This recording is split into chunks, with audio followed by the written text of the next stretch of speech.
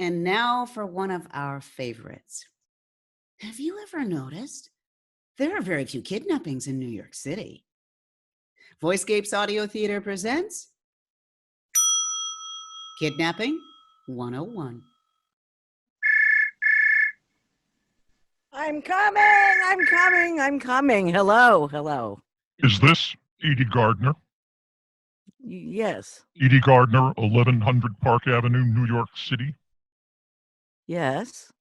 Who is this? I have your husband. What do you mean, you have my husband? You'll do exactly what I tell you to do if you want to see him alive again. Do what he says, honey. Oh my God!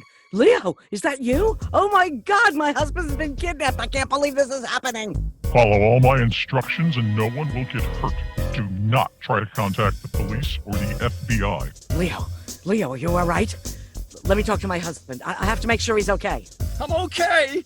Just do what he says and get me out of here. All right. I'll do whatever you want. Just tell me what you want. I want $250,000 in cash, small denominations, and unmarked bills. Put the money in a plain manila envelope and bring it to Christopher Park in the West Village. Leave the envelope next to the life-size papier-mâché sculpture of two lesbians sitting on a bench. Wait, hold on. I have to write all this down. Okay. $250,000, gay women on a bench. Where's Christopher Park? Google it. I'll call your cell phone when I see that you've made the drop.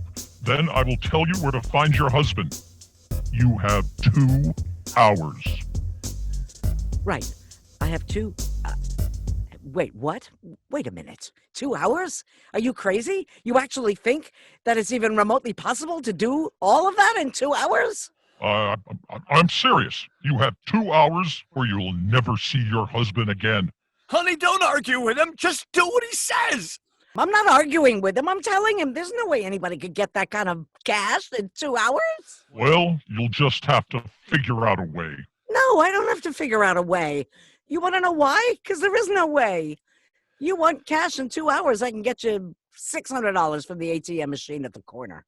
But The limit is $400 on that ATM. Oh, fine, $400. Wait, I forgot. I took out 100 this morning. You can only get 300. Whatever. The point is, you expect me to get all this money, which I cannot get, and deliver it to a park I've never heard of? All the way on the other side of town in 2 hours? What are you, nuts? This is New York City, for Christ's sake. She's got a point, you know? well, that's not my problem. Oh, it sure as hell is your problem. If you're going to go around kidnapping people, you should at least have a rudimentary knowledge of the financial system. Do you have any idea the amount of bureaucracy you have to go through to get Not that kind really. of cash? Yeah, obviously. Even if I had that much cash in my bank account, which I don't, it's highly unlikely that my local bank would even have that much actual hard cash on hand. The bank's general headquarters would have to order the money from the Federal Reserve. Do you have any idea how much paperwork that would require and how much time that would take? No. Longer than 2 friggin' hours, that's for sure. Plus, there's the fact that any transaction over $10,000 requires a currency transaction report.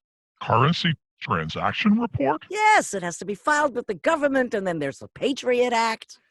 The Patriot Act? Yes, the Patriot Act. It requires a slew of know your customer procedures to verify I am who I say I am and make sure I'm not laundering the money to the terrorists. Really? You're kidding. No, she's not. She's in banking. She knows about all that stuff. And what's all this about a manila envelope? Do you have any idea how bulky $250,000 is in small bills? You'd need a manila envelope the size of Manila. She's got a point. Well, okay, I guess it doesn't have to be a manila envelope. Oh, and look, let's talk about timing, huh? I mean, even if I could somehow actually get all that cash in under 2 hours, how the hell would I get all the way down to the West Village in whatever little time I had left, huh? Take a taxi? A taxi. Have you looked outside? It's raining. It'll take me 2 hours just to find a taxi. Oh, sorry, I didn't know it was raining. And what possessed you to pick a drop-off point so friggin' far from where I live? I'm on 90th and Park, for God's sake. You want me to go all the way downtown and all the way across town? What were you thinking? Well, I was thinking you could take the FDR Drive. The FDR Drive? You obviously don't understand Midtown traffic patterns.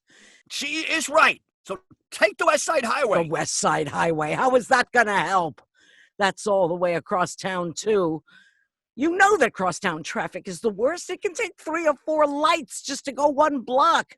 You really want your life to depend on how many cars are double parked between 7th and 8th Avenue? The only way to get across town in a hurry is a helicopter. You can get a helicopter? No, of course I can't get a helicopter.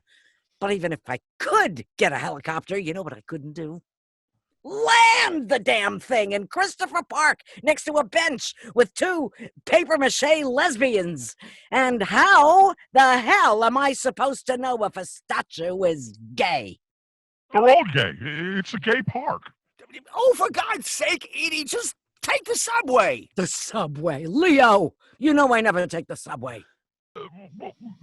Make up your mind, lady. If you don't want to deal with traffic, you're just going to have to take the subway. Okay, Mr. Expert on the New York City transit system. How do I get there by subway? Well, I don't know. I'm not really You sure. take the Lexington Avenue line from 86th Street. The 4 or the 5 train? Either one. They're both expresses. Just don't take the 6. It's a local. The express isn't stopping at 86th Street for 2 weeks. They're doing construction. You didn't see the sign outside the subway station? I've got to take the local. Okay, so stay on the local to Grand Central Station and then take the shuttle to the west side.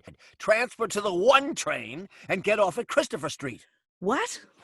Why would I want to schlep through 2 underground tunnels to wait for 2 more trains when I could just stay on the Lexington Avenue line all the way to the village? Because then you'd have to walk all the way across town. You'd never make it in time. Of course I'd never make it in time. That's what I've been trying to tell you all along. Look, you really haven't thought any of this through, have you, Mr. Kidnapper? Well, actually, this is my first kidnapping. What a surprise. All the more reason to spend extra time planning. How can you expect to succeed at anything if you don't put in the time and effort to do the job, right? She's got a point. I know. You're right.